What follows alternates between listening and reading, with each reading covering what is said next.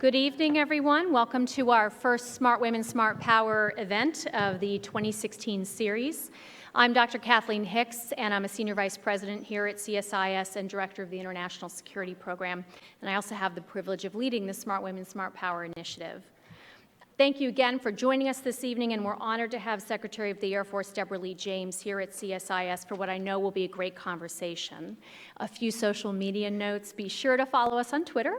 We're at Smart Women, and check out our Smart Women podcast and our Smart Women iTunes U course, which Apple named one of the best courses of 2016.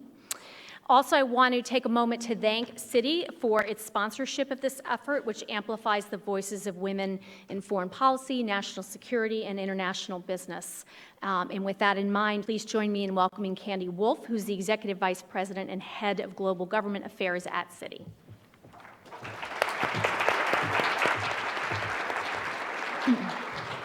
Thank you, Kathleen, and thank you all for coming out and joining us on our first event for 2016. We're proud at Citi to be able to sponsor this event again, the series again this year. And we've had some wonderful speakers. We started last year with Ambassador Samantha Powers and concluded the year with Fran Townsend, who's the former Homeland Security and Counterterrorism Advisor. And we're thrilled that we have the Secretary of the Air Force here with us tonight, or I should say maybe this afternoon. It's not quite into the dark of night yet, but this afternoon. And we know that she has decades of experience that we are going to have a very interesting conversation and learn about.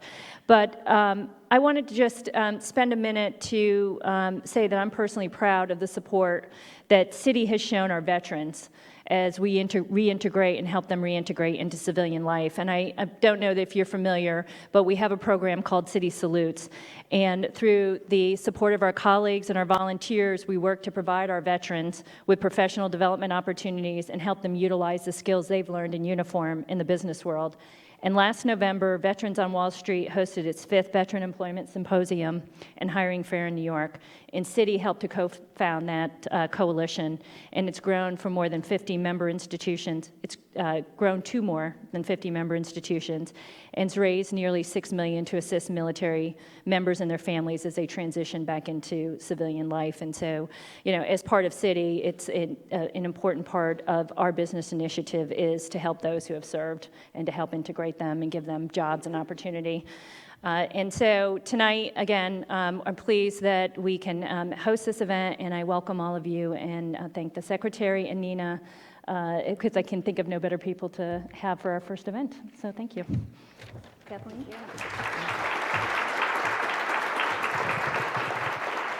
Thanks very much to Candy. Just before I introduce the Secretary and Nina Easton, I just want to share briefly our building safety precautions. We feel very secure here at CSIS, but in the event of anything occurring, there's exits behind you and exits in front of you, if this looks familiar. I will let you know where you should go should the fire alarm go off or anything of that sort. So, without further ado, I'm very pleased to be able to introduce Secretary James, who is the 23rd Secretary of the Air Force. Before she became Secretary of the Air Force, she has spent 3 decades, I think beginning when she was 5, yep, no problem, working in senior homeland and national security positions, both in government and in the private sector. She previously served as president of SAIC's technical and engineering sector, and during the Clinton administration, she was Assistant Secretary of Defense for Reserve Affairs. Our moderator tonight is, as always, CSIS's Senior Associate Nina Easton, who also chairs Fortune's Most Powerful Women International Summit and is the co-chair of the Fortune Global Forum. So thank you again for joining us, and Nina and Secretary James, over to you. Well, thank you so much, Kath, and thanks, Candy. And it's great to hear about Citi's important veterans work. I wanted, before we start, to give another plug for our Smart Women, Smart Power podcast. You can find it on iTunes. You just go to iTunes and search Smart Women, Smart Power. We've done a number of military-themed podcasts, what we're terrifically proud of. We've done a number of, we did one on veterans, a Ride to Recovery program that's helping wounded veterans when they come back. It was a very powerful podcast. We've got one up right now about the geopolitical struggles over the Arctic with CSIS's very own Heather Conley. I don't know if Heather's here. But we really encourage you to check those out. They're growing in popularity, and we're quite proud of them. So tonight, we are so honored and so proud to have Secretary James here joining us. And I wanted to start, we always like to get to know you a little bit in our little room here, large room. I wanted to start with your background and your childhood. You grew up in New Jersey, a couple towns away from the Jersey Shore, but then you developed a bug for travel. How did that happen? Well, if I could just begin by thanking CSIS, thank you, Candy, and thank you, Nina. It's great to meet you as well, and it's great to be here. As I look out in the audience, I see friends and colleagues, and I see some new faces as well, but I really appreciate the opportunity to come. So how did it all happen, the travel bug? Well, the story went a little bit like this. I grew up in a modest household. And when we did our family vacations, pretty much they were road trips. We drove to places like Pennsylvania and Williamsburg, and I remember one time going to Niagara Falls, and that was probably the most distant place that my family had been up to that point. But then my older sister, who actually is 12 years older than me, got a job with American Airlines. She was in the executive offices, which at that point were based in New York. And American Airlines opened up the world of travel because in those days, the family members of an employee could have one free pass per year to go anywhere that American Airlines flew. And if you think back, I'm now in the era of the 1970s, there weren't that many families who on a routine basis flew to their vacations. Certainly not mine. Yeah. Certainly not mine either until this period of American Airlines with my sister. And so this is what got me started. And of course, she was able to travel even more, and she had a huge travel bug, and I was rather inspired by her. She literally, it seemed to me, went everywhere in the world. And so that's really what got me so interested in other cultures, other languages, people, international politics, and was really the start of what became my professional life when I grew up. And educationally, you pursued this interest or comparative studies at Duke, and you went on to get your master's at Columbia. And you came to Washington all starry-eyed and ready to start at the State Department, and what happened?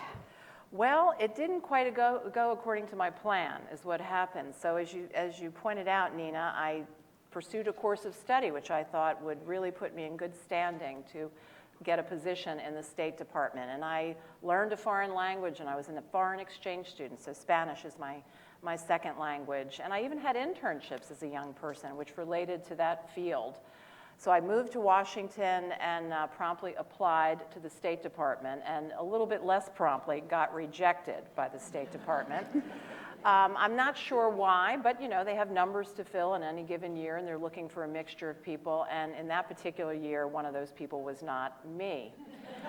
So I can remember at the age of about 22 or 23, seeing my whole life flash before my eyes, and I thought, it's over with. What am I going to do now? And I also remember spending several days crying because I was just so desperately disappointed.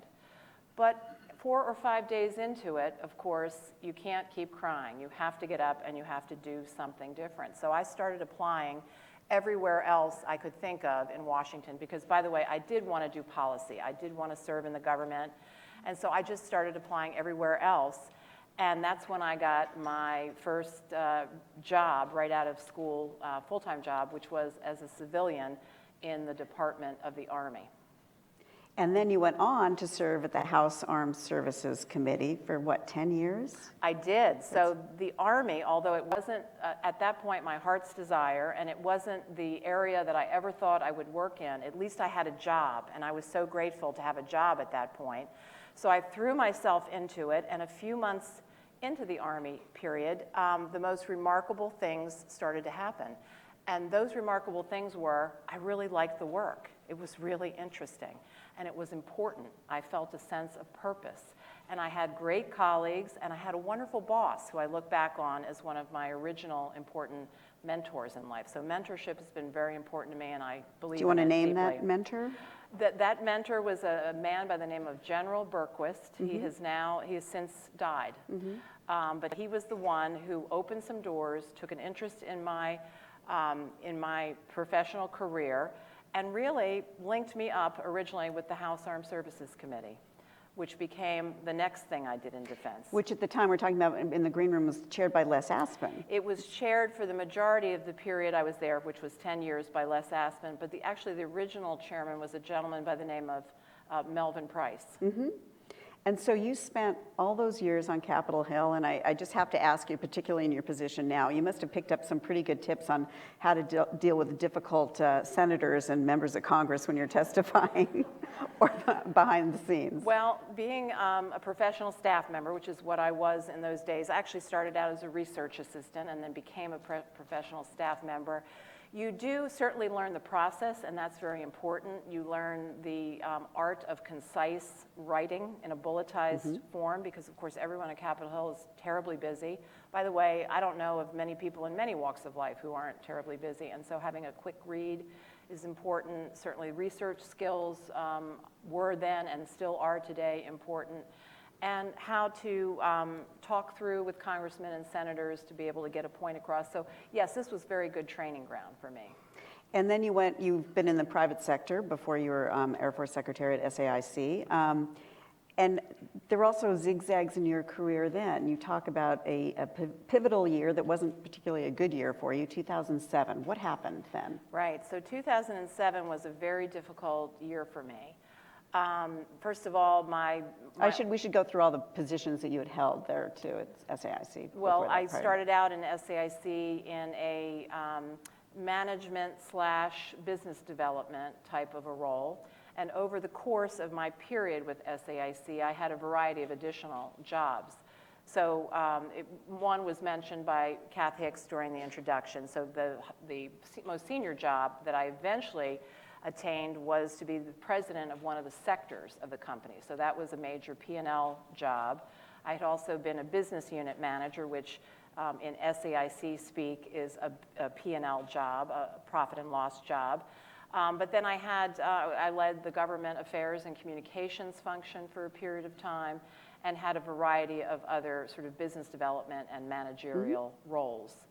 But back to the year 2007, the company reorganized, and many of the customers that I was covering at the time went to another part of the company, and I picked up another piece of business, which caused me to leave what had been my home in Chevy Chase, Maryland for 25 years and moved to Charleston, South Carolina. So although that turned out to be great, it started out being a very difficult thing. And in that same year, my brother died, and I went through a divorce. So it was a lot of stuff happening all at once in the year 2007. But as I said, sometimes when things look really dark, something good is just around the corner. And indeed, that good thing was that move to Charleston and what happened next professionally. And what happened? Do you want to know? We want to know. We're on the edge of our seats. All right. So what happened next, and as I recall, it was maybe 3 weeks or 4 weeks into that move. I was brand new. I was still unboxing things in my new house in Charleston when a piece of business was assigned to the Navy command known as SPAWAR, and SPAWAR turned around to my company, SAIC, and said, "We need your help. We need your full focus and your full attention." And this was the period when I was a business unit manager. So this was my now new key customer. And that piece of work was a job referred to as MRAP, Mine Resistant Ambush Protected. So I see some head nods in the audience. So think back to that period of 2007, and even before, 2006, 2005. We were engaged in battle in Iraq. And the number one reason why our troops were dying on the ground was because of improvised explosive devices, mines which had been laid by the enemy. And our vehicles were not sufficiently heavied up that they could withstand the blasts of these mines. And there was tremendous political fury about that. I remember that. It was a bad situation. It was a bad situation, and people were dying. And so there was a great push from the government. We have got to get these newly designed vehicles into the theater of operations. And it's got to be quick, and it's got to be done right. So there were a variety of companies, of course, that produced these vehicles that had a new design, which was more resistant to blasts. But over the course of the period that I was in Charleston, all 30,000 of them, which was most of them, all but just a very few, all of those new vehicles came to Charleston, South Carolina, to the Navy Command of SPAWAR, and the workforce, which was my workforce, we were charged with installing and integrating all of the command and control and electronics within these vehicles. So think of a car that would come off of an assembly line but would have none of the electronics. The electronics was our job. That's what we did. We installed and we integrated 30,000 of these vehicles over the course of 3 or 4 years. So it was a high-pressure environment. We were working round the clock, literally 3 shifts a day in those early days to bring that production facility in Charleston up to speed so that we could push those vehicles out the back door to either the seaport in Charleston or to the airfield in Charleston and get them over to Iraq as soon as possible. And you saved lives. And those vehicles did save lives. They certainly did. And I felt very proud to have been involved with that program. More importantly, the entire workforce felt that way. So it's interesting because when you think about the war on terror now, you are again at the center of it, very much so as Secretary of the Air Force, because our war on ISIS, or what you refer to as ISIL, is very much an air campaign. Are there limits to that, to the ability of that air campaign? Well, I would first tell you all that it's very much a whole of government approach. And of course, I'm about to talk more about the military because that's my portfolio, but there's very, very important diplomatic and political solutions that need to go into place in order for there to eventually be a lasting peace in this part of the world. So with that said, and please don't forget that because that's a very important message, let me now pivot to the part that I have more knowledge about, and that's the military aspect. So as you said, this has been a very, very key element, the air campaign. And we've been at this for a little bit less than a year and a half now. It's a coalition, so there's more than 60 countries involved with the coalition doing different aspects of the work. And of course, it's also a joint situation, so we're working with the Navy and other assets. But with that said, make no mistake, it has been very, very heavily the United States Air Force that has covered this air campaign. So this is everything from striking the targets to the very important intelligence, surveillance, and reconnaissance, to the assets in space that enable everything that goes on, to the mobility forces, command and control. All of this has very, very much been the United States Air Force. We, of course, are working in concert with some ground forces that are there to advise, assist, and train, because you're right, the air alone, it can do a lot of things, but it can't ultimately govern territory and it can't occupy territory. For this, and it can't root out people on the ground from certain locations.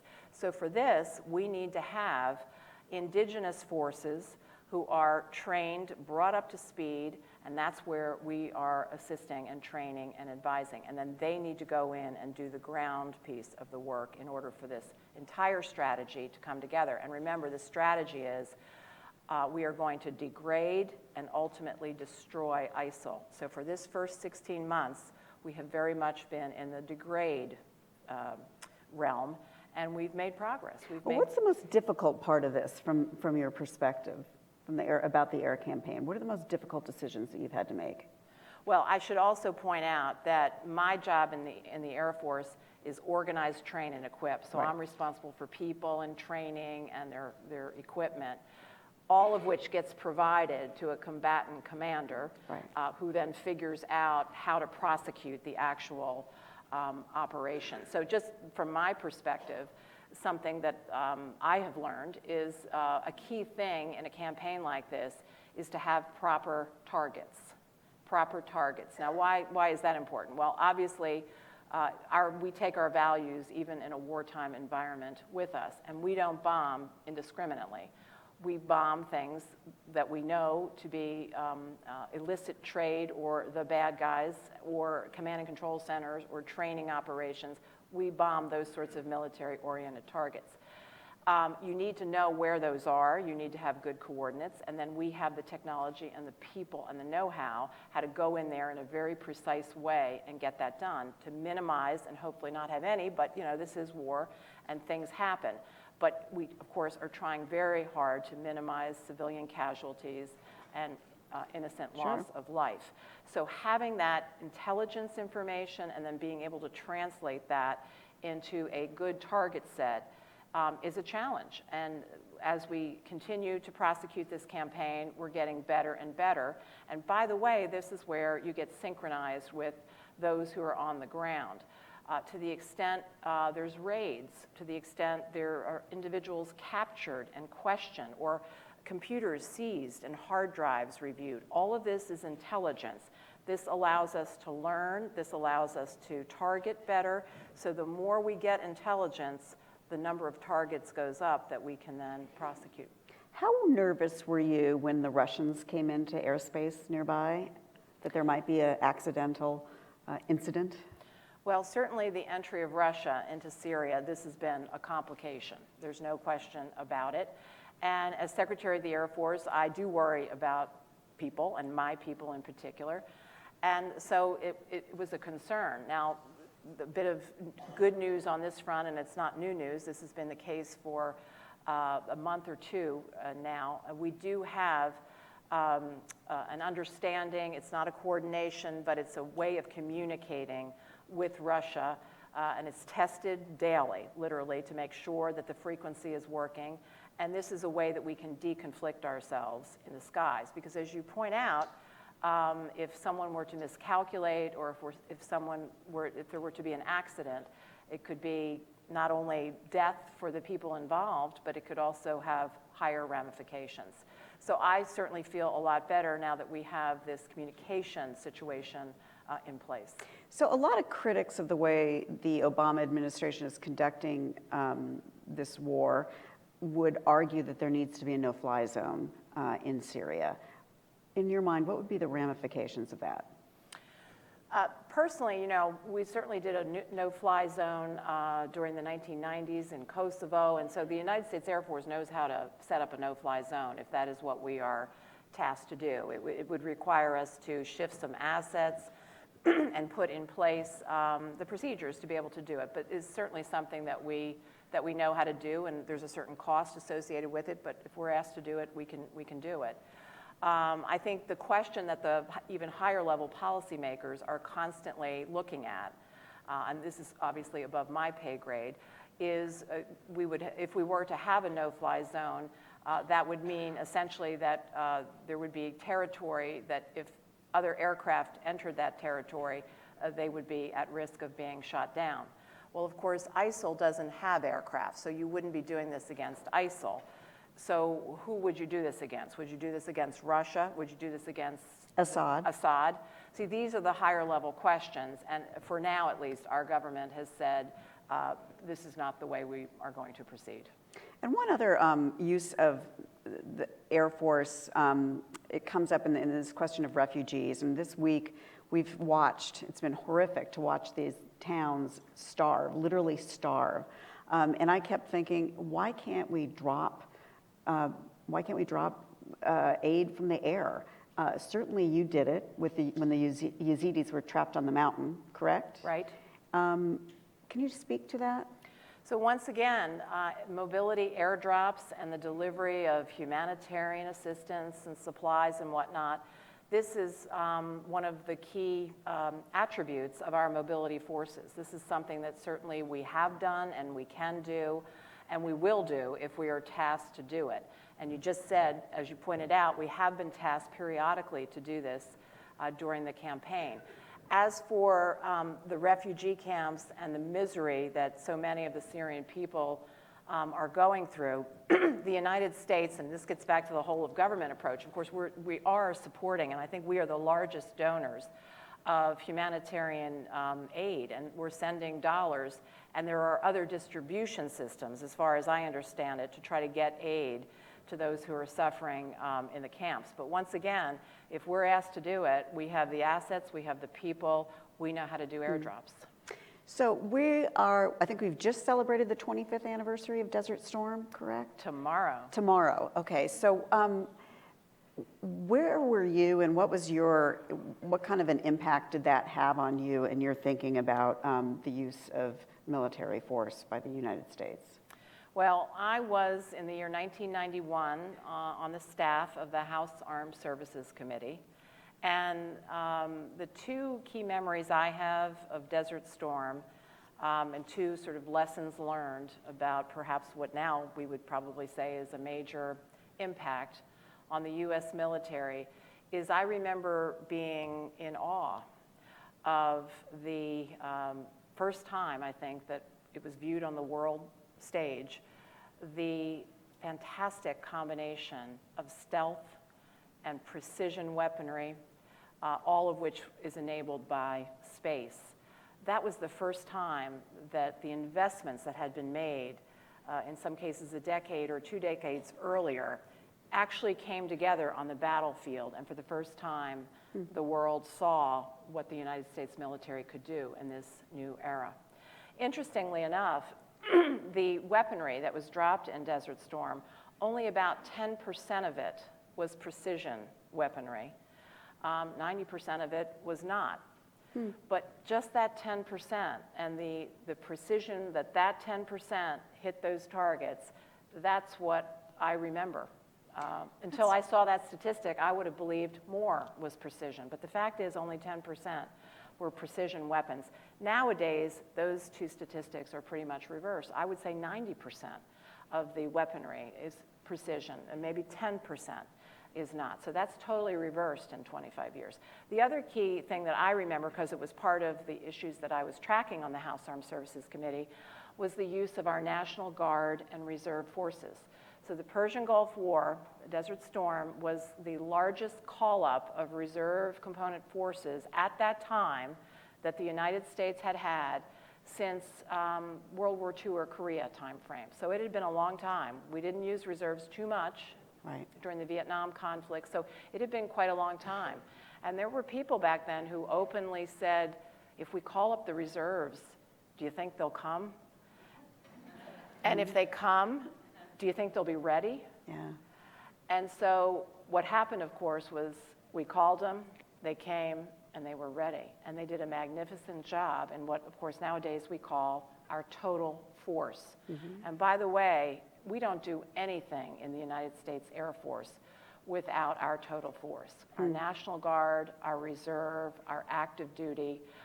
Our civilians are part of the force as well, but of course the fighting force is the National Guard, the Reserve, and our active duty. Yeah, they're very integrated in. Very integrated. So going back to your talking about the precision weaponry 25 years ago, taking this moment in time, and if you're going to look 10, 15, 25 years ahead, what are the big innovations that we're going to see coming out of the Air Force? Well, that group of innovations I talked about that the world first saw 25 years ago is what is frequently referred to as the second offset. And let me just take a moment and explain what I mean by that. So an offset strategy is a way that we in the United States have always tried to stay 1 or 2 or 3 steps ahead of any potential adversaries. We're looking for some sort of an advantage that would give us that extra firepower or that extra advantage in the event of a conflict. So many people view the first offset of the 20th century being the fact that we had nuclear weapons for a period of time and no one else did, and that was a great deterrent value. But then other countries acquired that technologies, and so we went on the hunt for the second offset. And that second offset turned out to be the blend of precision and stealth and speed, and all of which is enabled by space. That combination is frequently called the second offset. The third offset is what we're now on the lookout for. We're looking for it. What combination of technologies could represent that third offset? Because so many other countries now, having seen us and witnessed us since Desert Storm and for the last 25 years, many have caught up in a variety of ways, and they've found ways to counter us, making our job more difficult. So what will that third offset be? So I don't know for sure, but I do think it will be some combination of what we call deep learning systems. So think of supercomputers that can crunch data and make sense out of different databases. Big data, which is what Fortune 500 companies are dealing with right now. Big data. Yeah. So I think that will be part of it.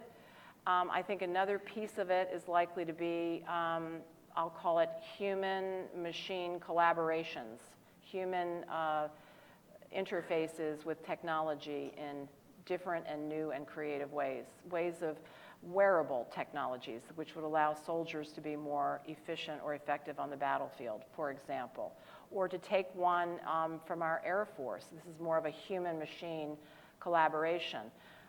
We have a new fighter, the F-35, which is approaching initial operating capability, and a new helmet that the pilots will wear in the F-35. And I'm telling you, this helmet is like a computer all unto itself, and it is going to fuse data. It is going to be directly interfaced with the aircraft itself. It will allow a pilot to have unprecedented, what we call situational awareness, to understand the battle space. You can even look through using this helmet, and you can look through and see beyond the plane's frame, beyond your feet. So it goes beyond Google Glasses. It goes beyond Google Glasses. Yes, it does. So that's an example of making a human being, even more effective by this human-machine collaboration. So I think there will be some combination like this, which hopefully will end up being our third offset. And getting help from Silicon Valley on this? You're trying to do that. Silicon Valley is a source of, it's not the only source, but it's a key source of innovation in this country, and we look wherever we can find it. And I actually just had a very interesting trip to the Silicon Valley, talked to a number of firms, and as some of you may know, our Secretary of Defense, Ash Carter, has a number of initiatives targeted at trying to attract a wider group of companies that perhaps haven't done business with us traditionally, because we, the government, if you're not used to us, we can be difficult to deal with, right? Am I right? We have all kinds of... Well, it's interesting, though. I mean, when you look back on DARPA, and, it used to be that the defense complex was the center of innovation, and now you're needing to get some innovation and get ideas, get some input from places like Silicon Valley. Absolutely. So a number of us have made trips out there, and I'm sure we'll continue to visit out there and look for some of these key technologies. We made an investment. Secretary Carter made a DoD investment decision to put some money into an outfit called InQtel, which is a 501c3 organization. It was established some time ago, but its mission is, in effect, to take a position in a venture capital type way with new technologies and new startups that could be of great use and utility to the world of intelligence. They investing in? They are. InQtel invests in these companies? Exactly. Interesting. Yes, it's a form of an investment, but it's all targeted with what are the key technologies. It started out as being targeted exclusively toward the intelligence community, but it's expanding out. And so you see, we're trying some new things like this as well. Going back to when you're talking about space, how worried are you about China and its air capacity and what it's doing in space? China has been, for some time now, of course, investing and testing in the space arena in ways that are worrisome to the United States. So it is a concern. Russia has similarly been investing and testing. And as I mentioned, space is very, very important. By the way, it's not only important to the U.S. military for our communications and missile warning, it's also important, I think, to society at large. Not many people necessarily focus on the fact that the navigation system in your car and the ATMs associated with our banking system and our iPhones, all of this is in some way related to precision navigation and timing, AKA the GPS constellation, which is run by the US Air Force and provided to the world for free. So all of this relates to the constellation of GPS. So the And are you worried about the security? So listen, I'm a worrywart. I worry about things. Yeah. So what we do, though, is we have concerns, but then we act. So what we're doing is first of all, we're shifting additional resources and people towards space. That's the first thing we're doing. Another very important thing we're doing is we are going to start treating space the way we treat everything else in the U.S. military. That is to say, we need to get our heads around the fact that one day there could be a conflict on Earth that in some way bleeds into space. Give me an example of that. How would that? Well, if you get into a conflict on Earth, some kind of a conflict on Earth, and if another country were to jam or were to shoot or were to in some way interfere with some of these important communication, missile warning satellites, and the rest of it, that's how something could bleed into space. So what are we doing? We are going to start experimentations, the various types of practice things that we do in other domains in the military to make sure that we can defend appropriately our constellation in space. So it's some cultural changes that we're going to be going through. It's a shifting of resources, and so we're on it. So is that the next? I mean, is that the next frontier of war potentially? Well, space for the Air Force, I mean, we consider it one of our 3 top domains. So we always talk about prevailing in the air, right, airspace, and in cyberspace, and of course, space. Those are our 3 domains, and this is where we need to be prepared to prosecute an operation, defend ourselves. So when you took over as secretary, I mean, one of the big issues was budget, and it's still a big issue. You were dealing with sequestration. A lot of the Republican candidates are pointing out that we have the smallest Air Force since World War II. Do we have the resources we need in this Air Force, and what needs to be done? We could always use some extra, I'll tell you that much. So here's the situation. We'll pass the hat. Yes. Now, the situation is we are the smallest Air Force that we've ever been since our inception as a separate service, which was the year 1947. Remember, we used to be part of the Army, the Army Air Corps. So once again, let's just talk Desert Storm. At the time of Desert Storm, we had 134 combat squadrons in the United States Air Force. Today we have 55. 134 down to 55 in 25 years. We had in the United States Air Force 945,000 total force airmen. Now remember, that means active, guard, reserve, and civilian. 945,000. Today it's like 664,000. And by the way, 200,000 of that differential is the active duty force. So we've gone down 200,000 people on our active duty force. We had 8,600 aircraft. Today, it's 5,400 aircraft. So there's no doubt about it. We're a lot smaller, and yet I would submit we're busier than we've ever been because we are all over the world. We're globally engaged, and there's a variety of hotspots that we are charged with covering. Right. So sequestration, if it returns to us a couple of years from now, would be devastating. It would be really, really bad.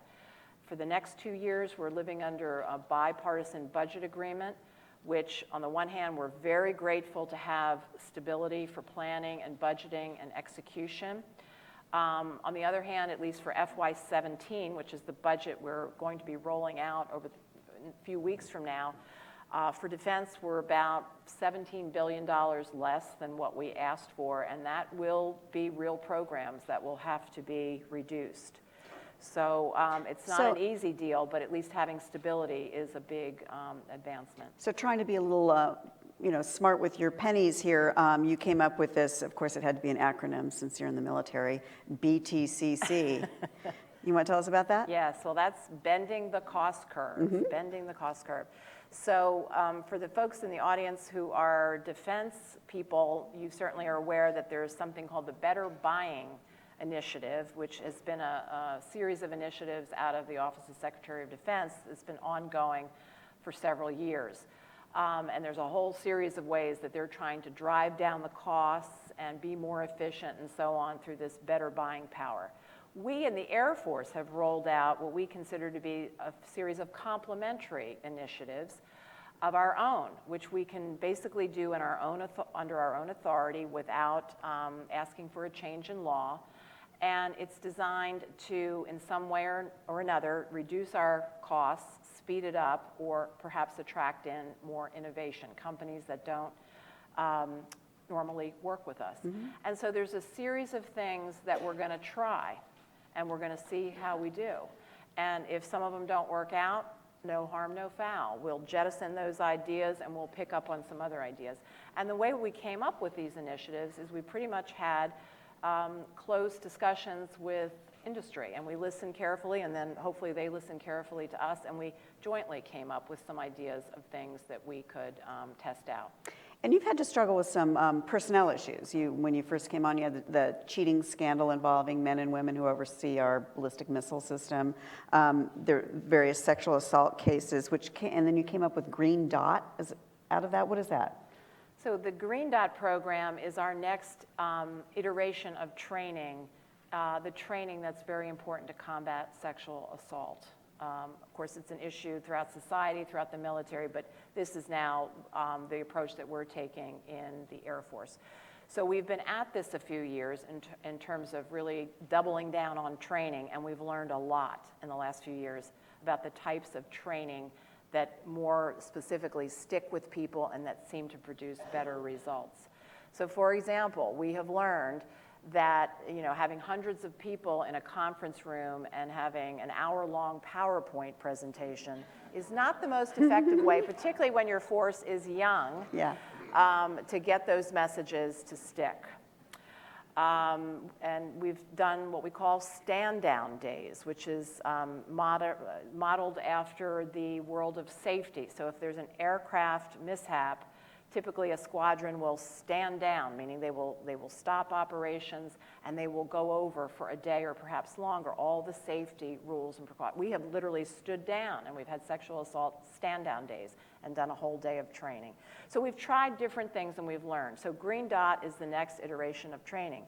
Here's what it's all about. It's about getting airmen of different ranks and different specialties, call them the peers of the rest of the Air Force. So they're not the actual sexual assault response coordinators, but they're you and me. They're airmen who are out there around our bases and around the country and around the world who have volunteered to essentially be peer counselors in this.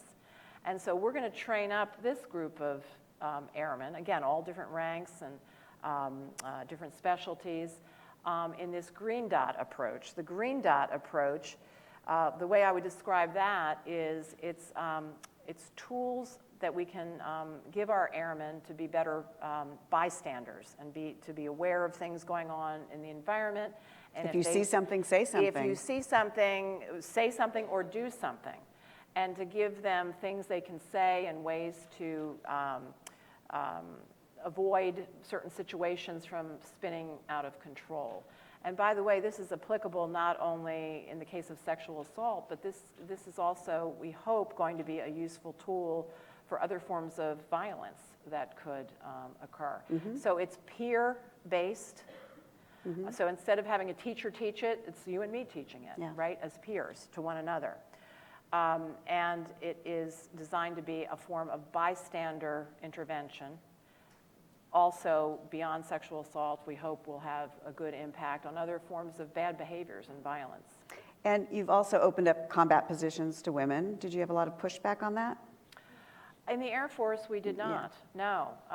There was a unanimity of opinion that provided, of course, that we have gender-neutral, operationally relevant standards And those standards are very high standards, by the way, and they're not going to be lowered. They haven't been lowered, and they won't be. That people ought to be able to compete for these jobs. And what we need is the greatest pool of people to draw from to have great airmen for the future in all of our jobs, and in these jobs in particular. So we're going to open up to questions in a moment. So get your questions ready. I think our mics will come to you. Let me just ask you briefly about Force of the Future, your vision there. Well, this is Secretary of Defense Carter's initiative, which is designed to make sure that we keep on attracting and retaining fantastic uniformed as well as civilian personnel to our military for the future. And the basic premise is, once again, let's test out some different concepts. Let's see if we can provide some reasonable additional flexibility to people. Let's see if we can get a waiver on the rules for certain of our personnel policies to try some new things in different communities. We're trying to get give me an example. Like, for example, one that I'm very interested in is our cyber community. The military has, we have many rules and regulations governing who can come in and their military appearance and how old they can be when they start and how old they can be when they retire. And so forth. And there's the upper out system where if you don't get promoted at certain intervals, you may not remain in the military. So the question on the table is, when we're trying to attract really top-notch cyber people, could we test out some of these concepts and attract in a different group of people, either into our civilian workforce? Someone who might be middle-aged and not coming in from the outset. It's quite possible. Could we get them into our reserve components? How about into the civilian workforce? So that's an example of a community where we might test out some different things. There, I'm sure are other communities, but that's one that I'm at least interested in exploring further. Great. Questions? Right here in front. Hi. Hello, good evening, everybody. My name is Annie Kayaban Wilderman. I took up industrial engineering during the time of slide rule and COBOL and Fortran programming. And one of my minors is management information system. The Honorable Undersecretary, may I ask you on a scale of 1 to 10, because I'm not familiar with these new terms, data, where I come from and what I have been ramped to us at the end of the day. So just, you need to ask a very quick question yeah, so we can get people. At the end of What's the your day, question? how comfortable are you from a scale of 1 to 10 that all this data from interface with multi-agencies, that this data is translated into information that you could Okay, great. Thank you.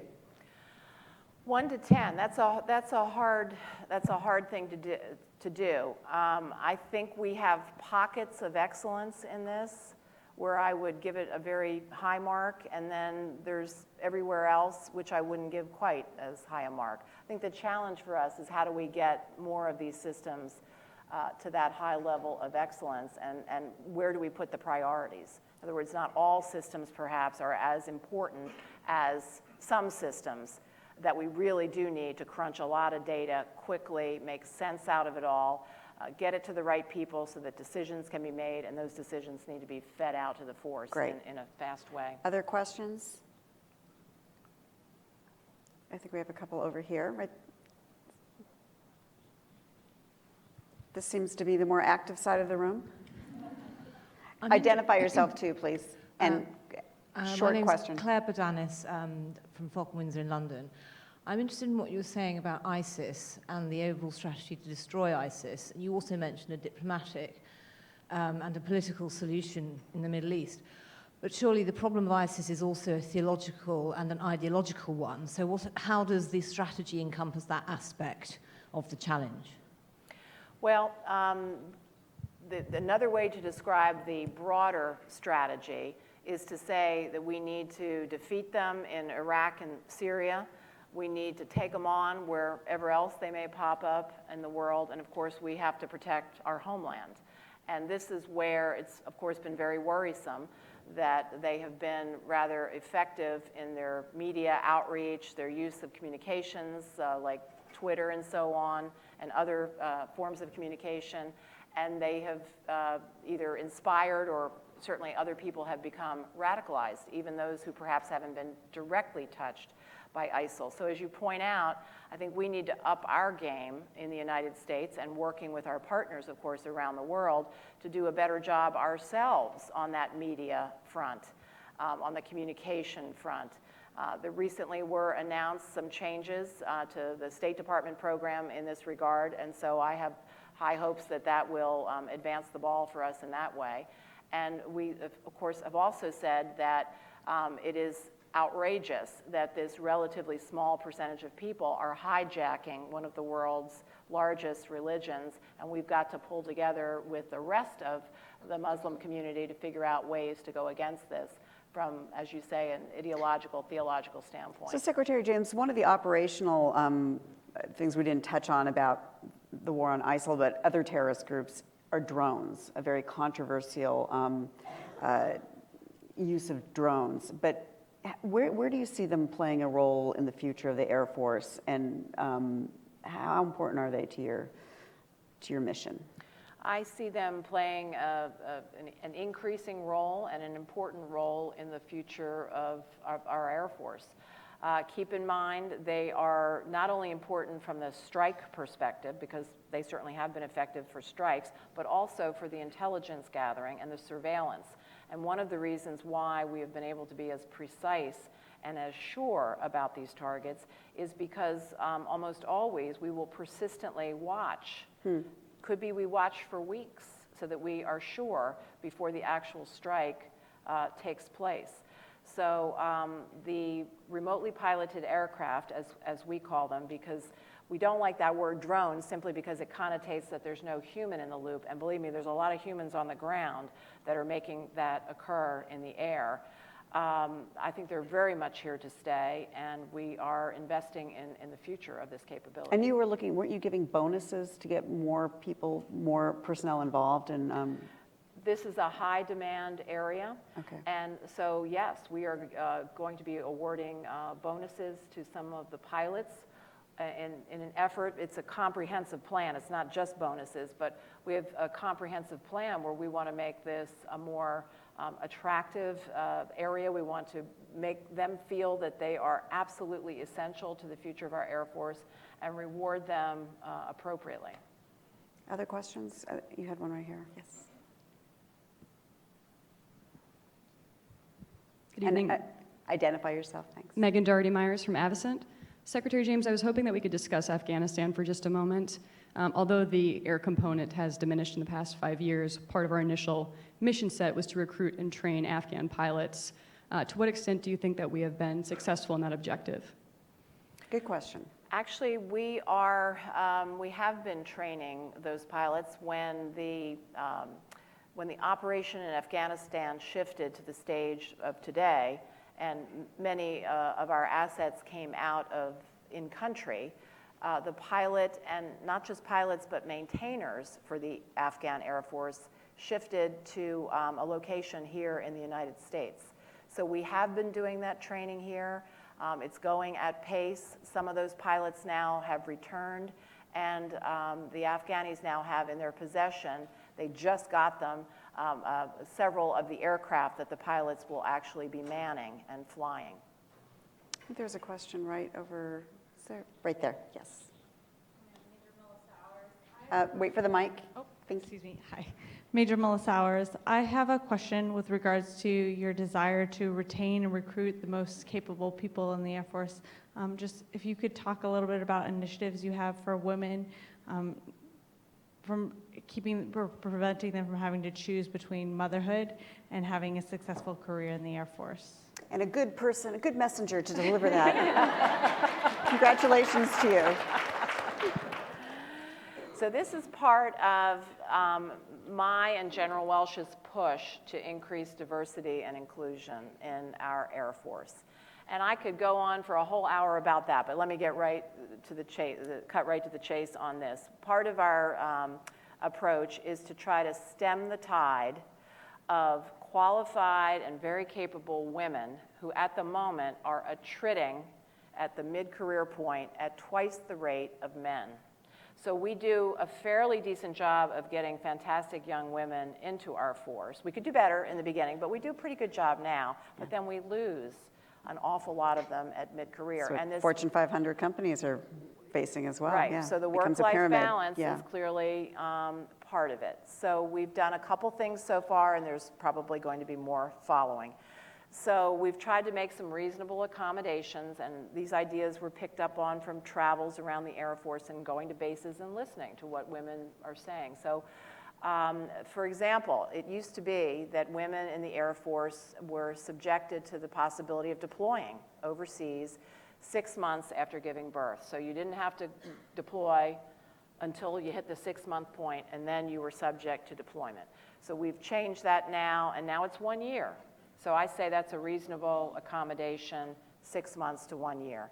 Similarly, everyone in the military, of course, has to take periodic physical training tests, PT tests, for physical fitness.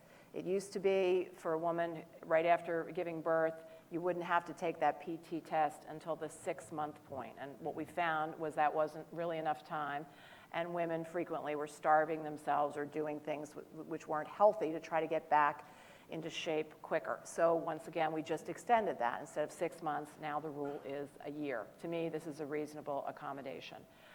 The Navy actually didn't do those two things, interestingly enough, but they did another thing. And what they did was they tripled the amount of maternity leave.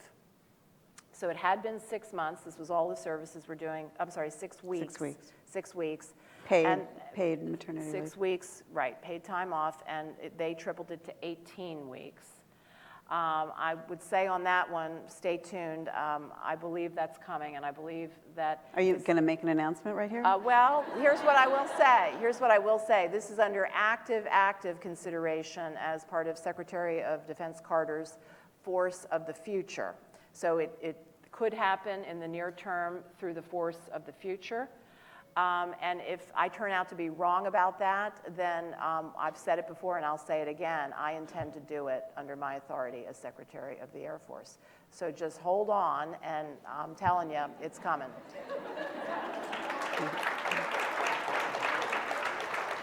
A question right here. I'm going to take an opportunity to pile on her question. Heron Widener, I've been in the service for 13 years. To talk louder and slower. Heron Widener, I've been in the Air Force for 13 years, and 3 of those are now in the reserves. My husband is in the Air National Guard. So while the tripling of the maternity leave is amazing, that would be wonderful, is that going to get extended to paternity leave? And is there any decision afoot for mill-to-mill couples to be able to share leave? The paternity leave matter is also under review as part of Force of the Future. I'm not aware of any kind of a sharing proposal on the table. And then the last point I'll make is, I believe paternity leave, if I'm not mistaken, is about 10 days. So there's already a form of paternity leave in the military. So that could well be extended. As I said, it's certainly under review. However, I see really no set of circumstances where it would be made identical to maternity leave, I think for obvious reasons, right? Because obviously it's the women who are going through the childbirth. They need more time. I'm told we have time for one more question. Young man back here. Yep, right there. Thank you. Damon Cook, I'm an intern with the Hudson Institute. Do you currently believe that 187 F-22s is enough, and have you ever thought otherwise? And why did you ask that question? It's related to the research I do, and I've been following the story since I was a freshman in college in 2009. Okay. I think if you were to ask General Welsh or any of the uniformed officers in the Air Force, they would probably tell you they would love to have more F-22s. And if you've been doing the research, you're aware that the original plan was to have quite a few more additional F-22s. And it was a regrettable set of circumstances. It was a combination of budget overruns and taking way longer than originally projected that actually caused what became an early termination for the F-22 program. and the line, the manufacturing line, is now shut down. So the very prospect of reopening that is just pretty much a non-starter. So we've got what we've got. We've got the F-35 approaching the initial operating capability. That's not the same, but they will complement one another, and we'll have to go forward as is. So we've come to the end of our time. I wanted to thank you, Secretary James. It's been incredibly insightful, but also we really appreciate your forward-looking vision. Thank you for being with us Thank you. With us Thank you, today. Nina.